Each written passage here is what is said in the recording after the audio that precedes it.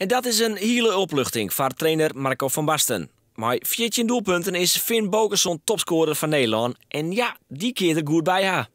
Nou, kijk, Alfred is gewoon belangrijk voor onze ploeg. Hij heeft er 14 in liggen dit seizoen, vorig jaar veel gescoord.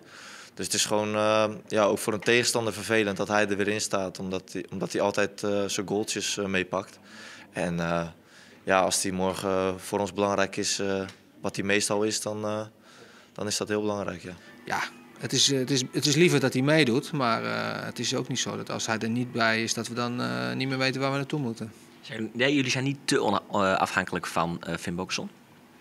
Nee, dat vind ik niet. Nee. Ik denk dat we hem er graag bij willen hebben. En ik hoop dat hij fit is en dat hij elke wedstrijd bij ons speelt. Maar uit bij Twente, uit bij PSV en nu de laatste wedstrijd Go Ahead hebben we ook aangetoond dat we prima zonder hem ook zeg maar, fatsoenlijk kunnen spelen.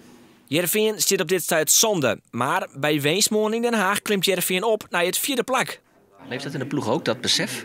Oh ja, dat is er zeker. En, maar ook gewoon dat wij vinden dat wij een betere ploeg hebben dan ADO. En dat wij daar gewoon kunnen winnen. We hadden een doelstelling om in ieder geval meer punten te halen dan vorig jaar. Nou, daar zijn we op zich goed mee bezig. En al het andere, we willen ook graag van achteruit wat meer en gedegen opbouw voetbal spelen. En wat minder goals tegen. Nou, de punten, dat lukt redelijk. De goals tegen, daar zit nog niet echt mee. En het opbouwende gedeelte is ook wisselvallig. Dus ja, er valt nog wel het een en ander te verbeteren. Magnus Eikrem is er vanwege privéomstandigheden net bij. Joey van den Berg is kost en daarom speelt het Jury de Kamps. De wedstrijd ADO Den Haag Heerenveen is morgen van 15:00 live te volgen via Omroep Friesland Radio.